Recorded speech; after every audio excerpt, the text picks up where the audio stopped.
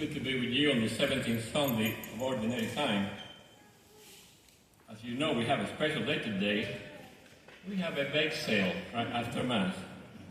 And our new logo at church is, we have to get fat for our church. For those that are visiting, that's a joke. So today our prayers, our readings, gives us a strong message of prayer, the effective of a prayer life. We have to be persistent in our prayer, like we see in the first reading from Abraham. Dr. King Gray says, I read this reflection this morning, he said, a Christian without a prayer life is like a bird that does not fly. And so we must follow the examples of our reading this morning. We have to pray and intercede for each other. This reminds me, this puts me back about 45 years back, when God answered my prayers. This was, I was a senior in college. And I was a very lost young man. I was baptized Catholic, confirmed, but not going to church. I was not practicing my faith. So I knew there was a lot of things missing in my life. I was looking for meaning. I was looking for purpose. I was looking for truth. And I was looking for a wife. So on the fall semester of 1980, on a Tuesday morning, around September time frame, I am walking to the student union around 11 o'clock to get lunch. And about 10 feet in front of me, I see this beautiful freshman girl dressed in a purple dress. And it was like God told me at that moment, there's a wife that you've been praying for.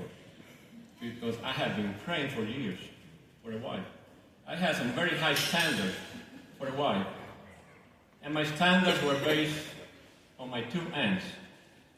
I had the most wonderful aunts. I had two beautiful ladies that were like my grandmothers.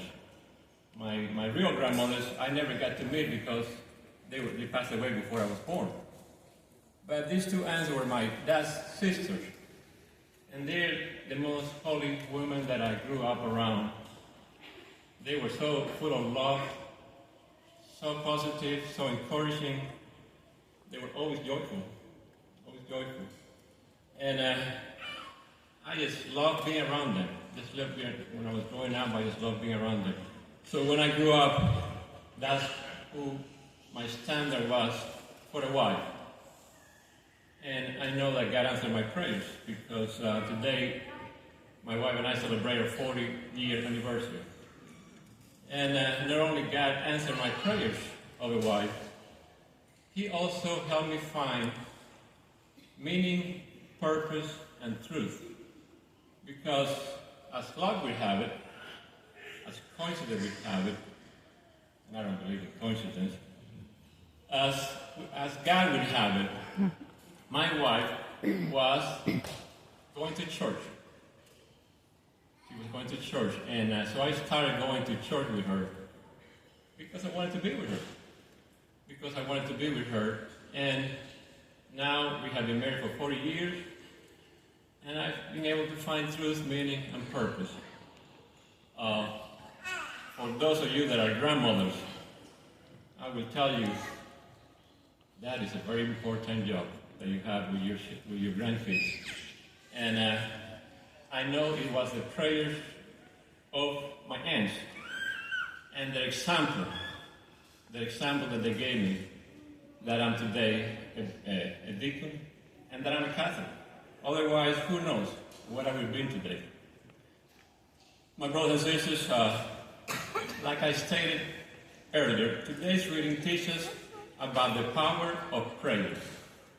St. Thomas of Aquin writes that one of the primary purposes of prayer is to participate in God's providence. When we pray, especially when we intercede for others, we're not changing God's will, but we are aligning our hearts with His plan. Prayer really does not change God's will, but it does change ours. As I look back at my life, I started praying by the grace of God when I was about 13 years old. That is a very interesting story that I don't have time in this homily to tell you. But my prayer life and what I pray today is a lot different than when I was 13 years old. And I'm sure that's the case with all of you as well. One of our parishioners told me recently, and I think that he's right. He said, if we look back at our lives and don't realize that we were idiots, it's because we're still idiots. If we, in prayer, we learn how to love and how much we are loved by our God. It is the way we communicate with our God. It's the way we communicate with our best friend, which is Jesus Christ. In today's first reading, Abraham, our father in faith, demonstrates extraordinary courage and taught us about the power of prayer. Without fear, he approached God and boldly interceded on behalf of Lot, his nephew, and of the good people at Sodom and Gomorrah. By this, he demonstrated that he was a great intercessor. In Abraham's case, his intercession demonstrated that God desired us to be involved in his saving work. While God knows all things and his will is perfect, he still welcomes our prayers and uses them to fulfill his plan. Abraham persisted in asking for the city to be spared, show us the power of persistent prayer. The fathers of the church, such as St. Augustine, echo this understanding, teaching that God's providence allows our prayers to be part of the unfolding of his plan, even as he remains sovereign over all things. Abraham teaches us that we must not underestimate the power of prayer. Through our intercession, God can save the righteous, heal the sick, and deliver those in all types of danger. In the second reading, Paul reminds us of our redemption is from Christ. He reminds us that our redemption is possible due to our faith in God, who raised Jesus from the dead. Therefore, it's through this same faith that we must constantly approach God in prayer. Through the same faith, we must intercede for others, especially those that are poor, struggling, and suffering. Today's gospel is an explicit call to pray. The wise disciple humbly implored Christ, Lord, teach us how to pray. He is like a man who says, do not give me fish, rather teach me how to fish. Christ prayed, and he also taught us how to pray. Through the Lord's Prayer, the Our Father, mountains have been moved and lives have been transformed. Today, Jesus taught us that prayer is a necessary tool for us. What we need is to have a persistent heart that is repentant, patient, and humble. Unfortunately, many of us do not pray in an intense, deep, spiritual way, with prayers that come from a faithful and repentant heart. However, we want mountains to be moved on our behalf. If we must achieve any success in our mission, we must revive our prayer life and burn with passion and zeal to pray. Therefore, like the disciple in today's gospel, we must humbly implore Jesus, Lord, teach us how to pray. Prayer is an important task that accomplishes much. It is also a sin of the Spirit. So we must constantly ask the Holy Spirit to help us to pray. Also, it is important to note that if we pray according to the will and mind of God, He will hear us. We must always keep in mind, our God never goes to sleep. He knows when, where, and how to respond. Therefore, we must not give up the habit of praying and interceding for one another. In prayer, like so many other things in life, we must have patience and never give up.